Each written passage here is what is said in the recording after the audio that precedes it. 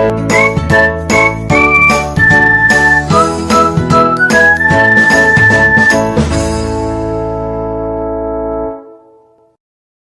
जीनियर्स, welcome back to my channel. So geniuses, जो हमारा chapter चल रहा था वो था आपका buyback of securities.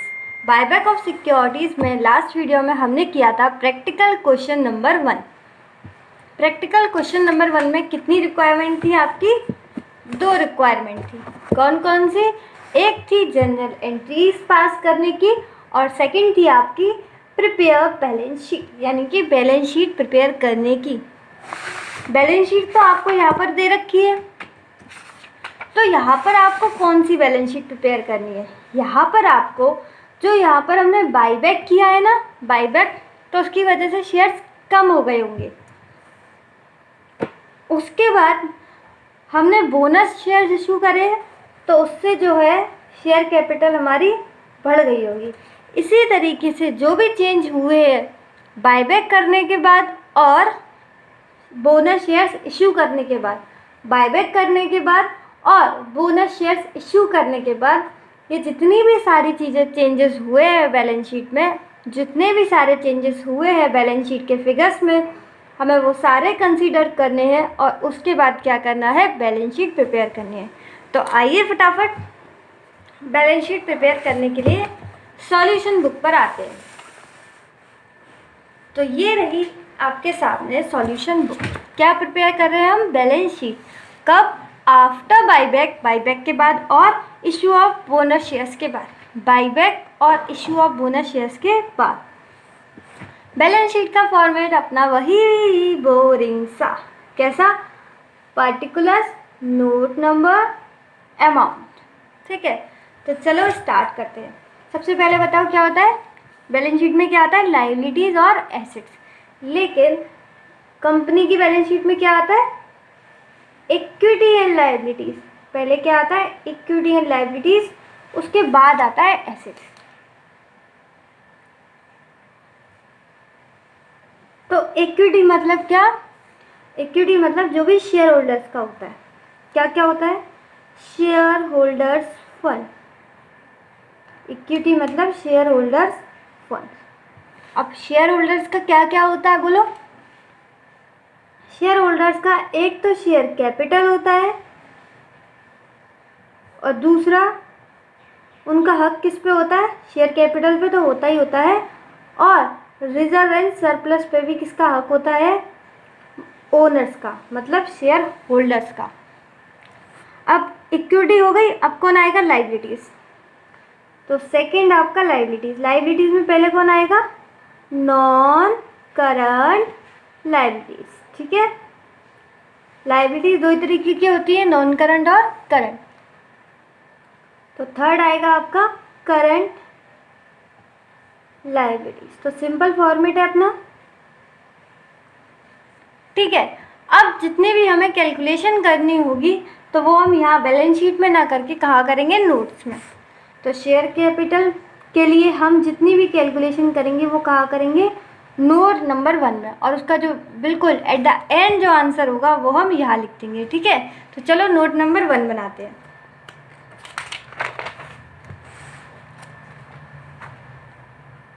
Note number 1।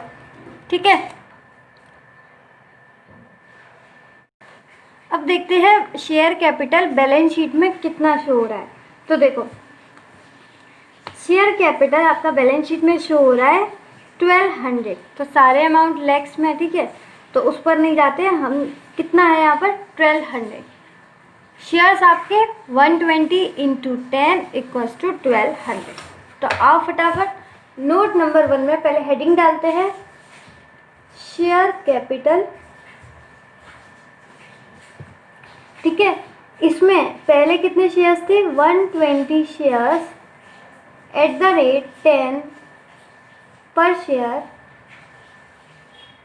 तो आपके कितने हो गए? 1200। ठीक, अब हुआ क्या था? आपका पहले बाईबैक हुआ था, उसके बाद बोनस शेयर्स इशू हुए थे। तो बाईबैक की वजह से क्या हुआ? शेयर्स कम हो गए। तो लेस कर दो, बाईबैक कितना हुआ था? बाईबैक 30 शेयर्स का बाईबैक हुआ था। 30 shares at the rate 10 each कितना हो गया? 300। यानी कि 300 1200 में से 300 1200 में से क्या हो जाएगा? कम हो जाएगा। और उसके बाद क्या हुए थे? Bonus shares. बोनस शेयर्स की वजह से शेयर कैपिटल बढ़ी थी, ठीक है, बढ़ी थी। तो बोनस शेयर्स कितने थे आपके? 22.5 shares at the rate 10 each. तो कितना हो गया आपका? 225। यानी कि ये माइनस कर देंगे और ये प्लस कर देंगे, ठीक है। तो ये आपका कैलसी आ गया है। 1200 एग्जिस्टिंग थे, यानी कि ये आपकी बैलेंस शीट में दे रखे थे, जहाँ पर अभी तक ना बाईबैक हुआ है और ना ही आपका बोनस शेयर इशू हुआ है। उसके बाद बाईबैक हुए तो शेयर कैपिटल 300 से कम हो गई, और उसके बाद बोनस शेयर इशू हुए तो शेयर कैपिटल आपकी 225 से बढ़ गई। यानी कि आपकी जो शेयर कैपिटल है वो कितनी आई? 1125, ठीक है। अब ये 300 और 225 कहाँ से आया? देखो इधर देख लो। एंट्रीज तो आपने देख ली होगी इससे पहले वाली वीडियो। तो वहाँ पर जब हमने बाईबैक किया था तो इक्विटी शेयर कैपिटल क्या करी थी? डेबिट मतलब कम हो गई है 300 से, तो हमने कम कर दी 300 से। उसके बाद बोनस शेयर इशू हुए तो शेयर कैपिटल बढ़ गई होगी। शेयर कैपिटल बढ़ती है तो क्या होता है? क्रेडिट। तो इक्विटी शेयर कैपिटल बढ़ गई कितने से? 225। यानी कि हमने ये भी कर लिया और ये भी कर लिया, ठीक है। सारी जनरल एंट्रीज जो है वो अपन बैलेंस शीट में शो कर देंगे। तो बताओ शेयर कैपिटल आपका कितना आया? 1125। तो नोट नंबर 1 को रेफरेंस देते हुए कितनी आई? 1125। अब नेक्स्ट नोट किसका बनाएंगे अपन? रिजर्व एंड सरप्लस का। तो नोट नंबर आपका 2 क्या आएगा? रिजर्व एंड सरप्लस की आएगी हेडिंग, रिजर्व एंड सरप्लस, ठीक है। अब reserve and surplus balance sheet अपने सामने रखना। तो रिजर्व एंड सरप्लस में सबसे पहले आपको क्या दिख रहा है? देखना, सिक्योरिटीज प्रीमियम दिख रहा है 175। क्या दिख रहा है? बोलो। सिक्योरिटीज प्रीमियम कितना? 175, ठीक है। अब आपको पता होगा सिक्योरिटीज प्रीमियम हमने जो है वो यूज़ किया था। तो जहाँ जहाँ सिक्योरिटीज प्रीमियम हमने डेबिट किया था वो देखते हैं। तो देखो कहीं सिक्योरिटीज प्रीमियम का नाम है क्या? नहीं, अभी नहीं आया। ये रहा सिक्योरिटीज प्रीमियम आपके डेबिट हुए, रिजर्व आपके डेबिट हुए, मतलब लेस कर देंगे, ठीक है। और देखो कहीं सिक्योरिटीज प्रीमियम का नाम कहीं भी नहीं है। यानी कि सिक्योरिटीज प्रीमियम की बस एक एडजस्टमेंट है कि सिक्योरिटीज प्रीमियम डेबिट हुआ है। डेबिट का मतलब वो कम हुआ है, कितने से? 150 से। तो इसे अपन 150 से कम कर देंगे। तो 175 में से 150 लेस करो, कितना आएगा आपका? 25, ठीक। नेक्स्ट पे बढ़े तो बैलेंस शीट फिर से सामने रखना। अब आएगा सिक्योरिटीज प्रीमियम हो गया आपका। अब आएगा नेक्स्ट जनरल रिजर्व। अच्छा, सिक्योरिटीज प्रीमियम पे हमने टिक नहीं लगाया, लो लगा देते हैं। सिक्योरिटीज प्रीमियम हमने डेबिट कर दिया, यानी कि कम कर दिया। तो बैलेंस शीट पर नेक्स्ट देखो क्या है? जनरल रिजर्व कितना दे रखा है आपको? 265। बैलेंस शीट में कितना दे रखा है? 265। क्या कुछ यूज हुआ है? तो देखो कहीं आपको जनरल रिजर्व दिख रहा है? दिखे तो मुझे बताना। नहीं, अभी तो नहीं दिख रहा। देखो ध्यान से देखो, ये रहा। कितना है? 265। मतलब अपनी बैलेंस शीट में भी 265 दे रखा है और यहाँ पूरा का पूरा 265 जो है वो डेबिट हो गया, यानी कि कम हो गया। और कहीं जनरल रिजर्व नहीं, कहीं नहीं है, ठीक है। तो जनरल रिजर्व को पूरा का पूरा 265 से अपन क्या कर देते हैं, कम कर देते हैं, तो यहाँ पर आएगा नील, कुछ भी नहीं बचा, ठीक है। अच्छा, ये हमने 150 एडजस्ट कहाँ किया था सिक्योरिटी प्रीमियम, वो देखते हैं। 150 हमने एडजस्ट किया था प्रीमियम पेबल, मतलब ये पता तो चले हमने ये क्यों कम किया, क्योंकि हमने प्रीमियम पेबल के अगेंस्ट क्या किया था, सिक्योरिटीज प्रीमियम एडजस्ट किया था, सॉरी सिक्योरिटीज प्रीमियम के अगेंस्ट प्रीमियम पेबल एडजस्ट किया था। और जनरल रिजर्व कहाँ यूज़ किया था अपन ने, CRR बनाने के लिए। जनरल रिजर्व क्यों डेबिट किया था, CRR बनाने के लिए,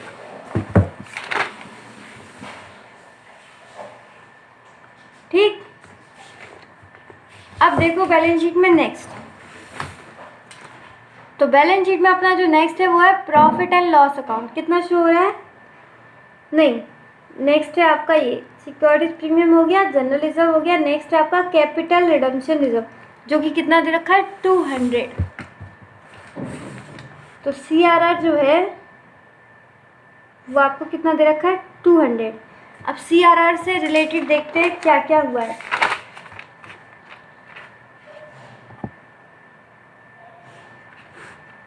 कुछ भी नहीं हुआ, कुछ भी नहीं हुआ, कुछ नहीं हुआ, इस पेज पर तो पूरा कुछ भी नहीं है। यहाँ देखो CRR से रिलेटेड ये रहा, CRR क्रेडिट हुआ है, मतलब CRR जो एक रिजर्व है वो बढ़ा होगा, कितने से 300 से।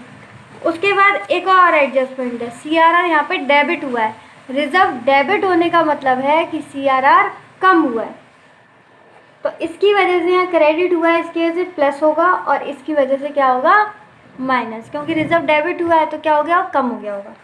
तो 300 से क्या करना है अपन को, प्लस करना है, और 225 से क्या करना है, माइनस करना है। 225 से माइनस क्यों किया, क्योंकि हमने क्या दिए है, बोनस शेयर्स।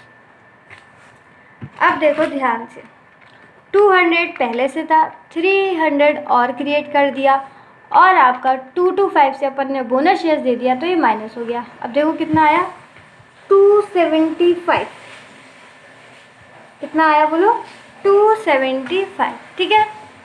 तो अपने 3 हो चुके हैं, सिक्योरिटीज प्रीमियम, जनरल रिजर्व, और लास्ट आपका CRR। अब देखो नेक्स्ट कौन सा है, नेक्स्ट है आपका, ये लास्ट है आपका प्रॉफिट एंड लॉस अकाउंट। कितना दे रखा है, ये दे रखा है आपको 170, कितना दे रखा है 170। तो आ जाओ नेक्स्ट लिखते हैं अपन प्रॉफिट एंड लॉस अकाउंट। कितना दे रखा है बैलेंस शीट में 170। अब देखो प्रॉफिट एंड लॉस क्या है यहाँ पर, हाँ पहले प्रॉफिट हुआ था हमारा, तो ये बढ़ गया था, क्रेडिट हो गया था, कितने से 1 लाख से, तो इसको अपन क्या कर देंगे, प्लस कर देंगे।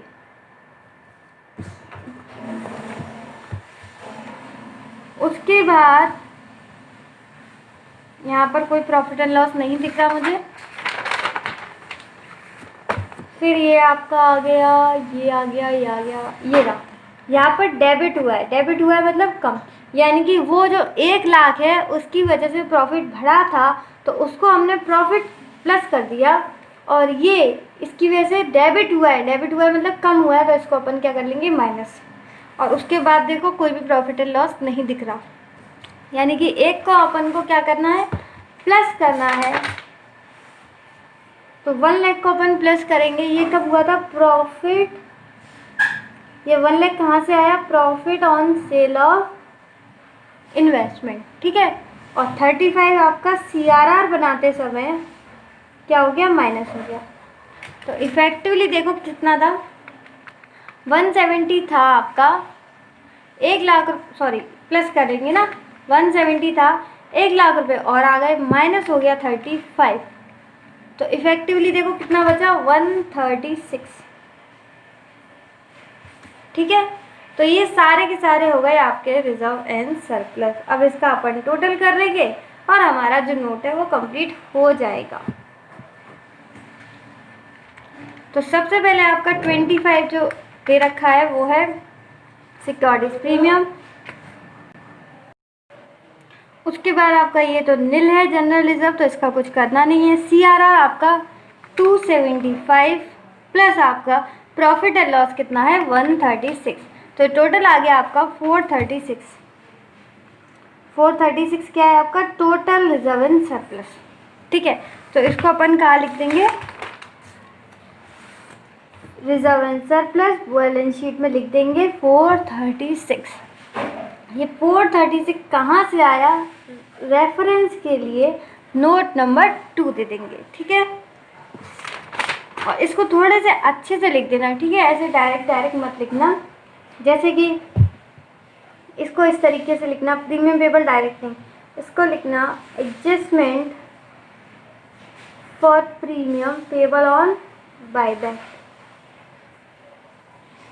बायबैक के टाइम पे जो प्रीमियम पेबल किया था उसका एडजस्टमेंट। ठीक है, फिर आपका आता है ये CRR। तो CRR में अपन ने क्या किया था, ट्रांसफ़र किया था। क्या किया था, ट्रांसफ़र टू CRR, तो ये लिख दिया अपन ने। और ये आपका 300 कहाँ से आया आपका, तो इसके लिए भी लिख देना। उसके बाद बोनस शेयर्स 225, तो ये भी लिख देना utilisation of bonus shares. CRR को अपन ने यूटिलाइज किया था ना, लास्ट वाली एंट्री भूल गए क्या, utilisation for issue of bonus shares. और ये 300 कहाँ से आया आपका, ये भी लिख देना। 300 आपका 2 तरीके से आया था, ये रहा, एक तो जनरल रिजर्व से आया था और एक P&L में से आया था। जनरल रिजर्व से आया था आपका 265 और P&L से आया था आपका 35। तो लिख देना यहाँ पे ट्रांसफ़र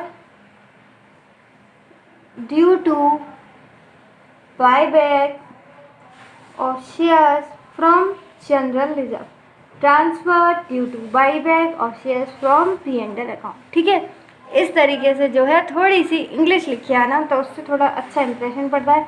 ऐसे डायरेक्ट मत लिख के आना। तो यहाँ पर भी अपना ट्रांसफ़र टू CRR, P&L को अपन ने क्या करा था, ट्रांसफ़र किया था CRR में। ठीक है, तो इसी तरीके से बस हो गया आपका। अब कौन आता है नेक्स्ट, तो मेन जो दिक्कत आती है बैलेंस शीट में, वो हमारी दिक्कत बहुत ही आसानी से दूर हो चुकी है। हमारा शेयर कैपिटल भी हो गया और हमारा रिजर्व एंड सरप्लस भी हो गया। अब अपन आते हैं नॉन करेंट लायबिलिटीज पर।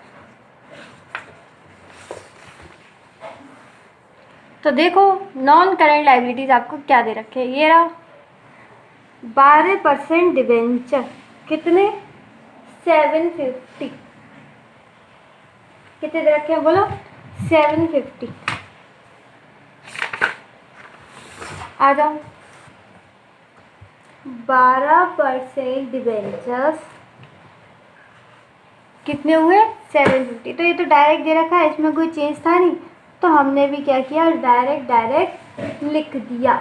ठीक है, उसके बाद आपकी आती है करंट लायबिलिटीज। तो इसमें कोई दिक्कत नहीं होनी चाहिए, क्योंकि ये तो बैलेंस शीट में एज इट इज जैसे हमें दे रखा था वैसे ही अपन ने यहाँ लिख दिया। तो हमने सारी share capital, reserve and surplus, borrowing सब कर लिया हमने। अब रह गया आपका ट्रेड पेबल और अदर करंट लायबिलिटीज। ये आपका आएगा करंट लायबिलिटीज में। ट्रेड पेबल आपको दे रखा है 745, किसके अंडर में आएगा बोलो, करंट लायबिलिटीज में। क्या, ट्रेड पेबल कितना दे रखा है, देखो तो 745, कितना दे रखा है 745। ये भी आपको कहाँ गिवन है, बैलेंस शीट में गिवन है। नेक्स्ट आपका कौन रह गया, अदर करंट लायबिलिटीज। तो अदर करंट लायबिलिटीज कोई मुझे देख के बताएगा कितने दे रखी है। हाँ वेरी गुड, सही बोल रहे हो 195। तो ये तो सिंपल है। देखो इन दोनों के लिए हमने नोट क्यों बनाए, क्योंकि इसमें बहुत सारी एडजस्टमेंट थी। बाकी आपकी नॉन करंट लायबिलिटीज जिसमें डिवेंचर था उसमें कोई एडजस्टमेंट नहीं थी। करंट लायबिलिटीज जो कि आपके ट्रेड पेबल और कौन था, अदर करंट लायबिलिटीज, इसमें भी कोई एडजस्टमेंट नहीं थी। ये सारे के सारे जो है वो अपन को गिवन थे। तो आओ फटाफट इसका कर लेते हैं अपन टोटल।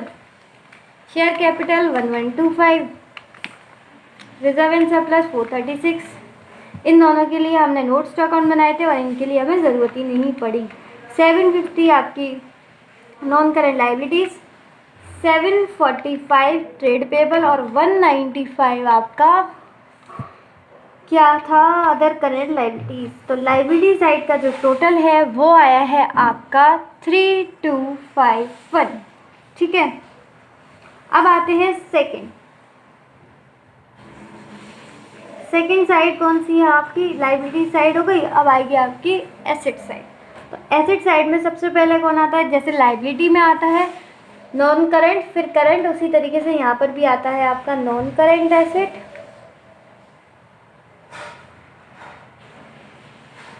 और जो सेकंड है वो आपका आता है, दिख रहा है, अरे दिख ही नहीं रहा, current assets. Non current assets में जो पहला आता है वो क्या आता है आपका, फिक्स्ड एसेट। और जो दूसरा आता है वो आता है आपका non current investment. Fixed asset और नॉन करंट इन्वेस्टमेंट जो दोनों किसका पार्ट है, आपके नॉन करंट एसेट्स के। फिर फिक्स्ड एसेट में भी आपके दो आते हैं, टेंजिबल और इनटेंजिबल। ठीक है, और करंट एसेट में क्या क्या आता है वो आप बैलेंस शीट में से देख लेना, जो जो वहाँ पर गिवन होगा वो हम यहाँ पर लिख लेंगे। ठीक, अब आता है आपका पहला फिक्स्ड एसेट। तो फिक्स्ड एसेट में टेंजिबल में देखते हैं क्या क्या दे रखा है। मशीनरी दे रखी है, फर्नीचर दे रखा है, इन्वेस्टमेंट दे रखा है, इन्वेंट्री दे रखी है, ट्रेड, बहुत कुछ दे रखा है। ये रहा, यहाँ तक दे रखा है आपका, क्योंकि इन्वेस्टमेंट आपका आ जाएगा नॉन करंट इन्वेस्टमेंट में, इन्वेंट्री, ट्रेड रिसीवेबल और ये कैश एट बैंक, ये तीनों आ जाएंगे आपके करंट एसेट में। ठीक है, तो सबसे पहले अपन आते हैं टेंजिबल पे। टेंजिबल में कौन कौन दे रखा है, मशीनरी और फर्नीचर। तो पास में ही रखना एकदम, कौन कौन दे रखा है आपको टेंजिबल में, एक तो दे रखा है मशीनरी प्लस दूसरा दे रखा है फर्नीचर। मशीनरी दे रखी है 1800, फर्नीचर दे रखा है 226। तो 1800 प्लस 226 ये आपका आ गया 2026। टेंजिबल आपका आ गया 2026। और जैसे कि आपने अभी मेरे साथ साथ बैलेंस शीट की एसेट साइड देखी, वहाँ पर कोई भी इंटेंजिबल आइटम नहीं था। अब आपकी आती है नॉन करंट इन्वेस्टमेंट। तो जैसे कि आपको पता हो कि हमने पहली जनरल एंट्रीज में इन्वेस्टमेंट को बेच दिया था पूरा का पूरा 74 का 74। तो इन्वेस्टमेंट थी आपकी 74, पूरी की पूरी बिक गई 74, तो यहाँ पर बची नील। ठीक है, तो टेंजिबल हो गया अपना, इंटेंजिबल है नहीं, नॉन करंट इन्वेस्टमेंट बिक गई। अब आपका रह गया करंट एसेट। तो एक एक करके आओ करंट एसेट पे। करंट एसेट में पहला दे रखा है आपको इन्वेंट्री, तो साथ के साथ ऊपर से देख देख के यहाँ लिख लेते हैं। पहले दे रखा है इन्वेंट्री, सेकंड दे रखा है आपको ट्रेड रिसीवेबल्स और थर्ड दे रखा है आपको कैश एट बैंक। तो इन्वेंट्री में भी हमारी कोई थी नहीं एडजस्टमेंट, तो इन्वेंट्री 600 एज इट इज़ जो है वो आ जाएगी। फिर आपका रह गया ट्रेड रिसीवेबल, वो भी आपकी एज इट इज़ आ जाएगी 260, उसमें भी कोई एडजस्टमेंट नहीं थी। बचा आपका कैश एट बैंक, इसमें एडजस्टमेंट थी, तो इसके लिए अपन क्या कर लेते हैं, वर्किंग नोट प्रिपेयर कर लेते हैं। ये हमने क्या बनाए थे, ये हमने नोट्स टू अकाउंट बनाए थे। इस पर हेडिंग डाल दो नोट्स टू अकाउंट। किसके लिए बनाए थे, शेयर कैपिटल और reserve and surplus. Cash at bank के लिए छोटा सा है, उसके लिए अपन बना लेते हैं वर्किंग नोट। वर्किंग नोट हम ऑलरेडी जनरल एंट्रीज में भी 2 शायद बनाया था हमने, देख लेते हैं एक बार। ये एक हमने बाईबैक के शेयर्स के लिए कैलकुलेट करने के लिए बनाया था और दूसरा बोनस, यानी कि 1 और 2। इस क्वेश्चन में हमारे 2 वर्किंग नोट ऑलरेडी बन चुके हैं, तो इस वर्किंग नोट का नाम होगा वर्किंग नोट नंबर 3। किसके लिए बना रहे, हेडिंग क्या रहेगी अपनी, कैश एट बैंक। तो कैशियर बैंक बैलेंस शीट में देखते हैं पहले कितना है 740, कितना दे रखा है 740। अब इससे रिलेटेड एडजस्टमेंट देखते हैं क्या क्या है।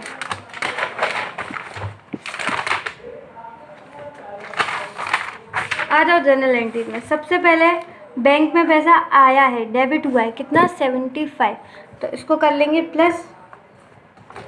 उसके बाद देखो कहीं कुछ है, हाँ यहाँ पर बैंक से पैसा गया है कितना 450, तो उसको कर लेंगे माइनस। यानी कि एक बार प्लस करना है और एक बार माइनस, 75 प्लस करना है 450 माइनस। उसके बाद अगर मैं देखूँ तो बैंक के नाम से कोई भी एंट्री पास नहीं हुई है, यानी कि कोई भी एडजस्टमेंट ही नहीं होगी, तो हमने एंट्री पास करी नहीं। यानी कि दो ही चीज़ें आपकी बैंक से रिलेटेड। एक बार देख लूँ कितना था, हाँ 75 की वजह से पैसे आए थे। क्यों? क्योंकि इन्वेस्टमेंट हमने सेल की थी, सेल ऑफ इन्वेस्टमेंट, और पैसे चले गए बायबैक की वजह से कितने 450। तो बायबैक की वजह से पैसे चले गए और इन्वेस्टमेंट की वजह से पैसे आ गए। मेरा कैलसी कहाँ गया? अच्छा, तो 740 जो है उसमें 75 इन्वेस्टमेंट के प्लस कर देंगे, माइनस कर देंगे बायबैक के कितने हैं 450। तो आपका आंसर आ जाएगा 365, यानी कि कैश बैंक में कितना है 365। आ जाओ बैलेंस शीट की तरफ। कितना हो गया है 365। अब फटाफट से टोटल कर लेते हैं। 2026, ये क्या था टेंजिबल, ये हमने यहीं के यहीं प्लस कर दिया। आप चाहो तो इसके लिए एक नोट बना सकते हो, नोट में लिख देना मशीनरी, मशीनरी के आगे 1800, फिर फर्नीचर, फिर उसके आगे 226 और दोनों को प्लस कर दे और एक नोट बना के यहाँ पर उसका रेफरेंस नंबर डाल देना, ठीक है। और यहाँ छोटी सी थी तो मैंने आपको यहीं के यही समझा दी। अच्छा, तो टेंजिबल थी आपकी 2026, उसके बाद इन्वेंट्री 2026, इन्वेंट्री आपकी 600, 260 ये क्या है आपकी ट्रेड रिसीवेबल्स, और बचा 365, ये क्या है कैशियर बैंक। तो 3251, जय माता दी, हमारी बैलेंस शीट जो है वो टैली हो चुकी है। 3251 अपना एसेट साइड और 3251 अपना लायबिलिटी साइड। तो हमारी जो बैलेंस शीट है वो टैली हो चुकी होगी। होप सो आपको हर एक पॉइंट बैलेंस शीट का, हर एक छोटा पॉइंट जो है वो क्लियर कट एकदम अच्छे से हो गया हो। अभी भी नहीं हुआ तो उसमें भी कोई भी लोड लेने की बात नहीं है। कमेंट सेक्शन आप लोगों के लिए, उसमें अपना डाउट जो है अपना फटाफट से लिखो और उसे अच्छे से क्लियर करो, क्योंकि आपको पता है डाउट जो है वो आगे कैरी फॉरवर्ड होता जाता है। अभी आपके इंटर के ही अगर कंसेप्ट क्लियर नहीं होंगे तो फाइनल में आपको दिक्कत होने वाली है। इसलिए जो छोटे छोटे कंसेप्ट होने हैं उसको पूछने में शर्माया ना करो, ठीक है। हम हैं आपके साथ, आप बस जस्ट कमेंट करना, ठीक है। और फीडबैक देना मत भूलना कि कैसी लगी आपको, कि समझ में आया कि नहीं आया अच्छे से। अगर समझ में आ गया हो तो पक्का फीडबैक भी मुझे दे देना, और डाउट तो आप पूछ ही लोगे, ठीक है। तो इसी तरीके से मुस्कुराते रहिए, खुश रहिए। मिलते हैं नेक्स्ट वीडियो में, तब तक के लिए bye bye, be happy always.